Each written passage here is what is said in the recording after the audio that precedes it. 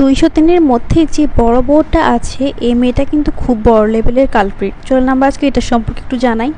এই তিশা মেয়েটা হচ্ছে যে বরগুনারে মেয়ে। এই মেয়ে আর তার মায়ের একাধিক কাহিনী আছে। এই তিশা মেয়ের বিয়ের আগে একটি ছেলের সাথে জালকাঠিতে পালিয়ে যায় এবং ওইখানে 7 দিন থাকে। ওইখান থেকে এসে আগের জামাইয়ের সাথে সে আবারও পালিয়ে যায়, বিয়ে করে। তারপর তার পরিবার মেনে নেয়। 8 বছর সংসার করার পর ছেলেকে তার দাদার বাড়িতে রেখে আসে। বলে রাখা ভালো যে তিশার একটি ছেলে আছে ওই আগের সংসারে। ঢাকায় আসার পরে আহাদের সাথে পরকীয়া করে বিয়ে করে। এই ঘটনা জানাজানি হওয়ার পর তার আগের স্বামী তার বাচ্চাকে তার কাছ থেকে নিয়ে যায়, আর তার বাচ্চাকে তার কাছে ফেরত দেয়নি। তার মায়ের কাহিনী হচ্ছে যে তার মা ছোটোবেলায় বাসা থেকে পালিয়ে গিয়ে বিয়ে করে, যার কারণে তার নানার বাড়ির কেউই তাকে দেখতে পারতো না শুরুর দিকে। তিশার বাবাও তেমন একটা ভালো ছিল না, সে জুয়া খেলতো। তিশার বাবা জুয়া খেলার মধ্যে ব্যস্ত থাকতো, আর এটার সুযোগ নিয়ে তিশার মা বিভিন্ন গার্মেন্টসে কাজ করতো আর বিভিন্ন লোকদের সাথে পরকীয়ায় জড়িয়ে যেত।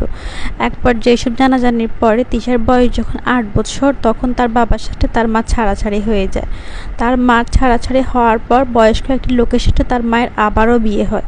তারপর ওই ঘরে তার আরও একটি মেয়ে হয়, যে মেয়ে তার বাবার সাথে আমেরিকা থাকে, কিন্তু তার পরকীয়া শেষ হয় না।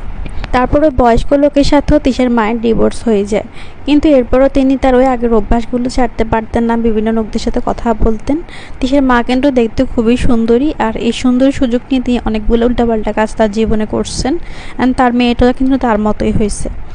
এরপর তিনি ওই যে বয়স্ক লোকটার সাথে ডিভোর্সের পর আবারও বিভিন্ন লোকের সাথে পরকীয়া করেন। এই কারণে তাকে গ্রাম থেকে বের করে দেওয়া হয়। তখন সে তিশা আর স্বামীকে নিয়ে ঢাকা শহর চলে আসে। এখানে আরেকটা কথা বলা হলো, স্বামী আসলে কোন ঘরের তা আমরা কেউই জানি না। তারপর এখানে এসে অন্য আরেকটি লোকের সাথে তার সম্পর্ক হয়, যে লোকের সাথে সে লিভিংয়ে থাকতো। তারপর সানির জন্ম হয়। এই জন্য তিশা বা তার মা কখনো তিশার বাবাকে বা তিশার মায়ের স্বামীকে ভিডিওতে দেখাতে পারে না। যেখানে মা একাধিকবার একজনের সাথে সম্পর্ক করে বিয়ে করছে, সংসার ভাঙছে, ওইখানে তার দ্বারা এই ধরনের কোনো কিছু দেখানো সম্ভব না। যদি দেখানো সম্ভব হতো তাহলে তিশা এটা দেখাক, আমরা তিশাকে পাবলিকলি স্টেটমেন্ট দেওয়ার জন্য অনুরোধ করছি। এখন যার মায়ের এত কাহিনী, তার মেয়ে কীভাবে ভালো হবে বলেন? তিশাও কিন্তু তার মায়ের মতোই হয়েছে। তিশা সব জানতো আহাদের যে আগের ঘরের বউ আছে, আর আহাদের মোটামুটি ইভেন্টে টাকা পয়সা ছিল, ভালোই ছিল।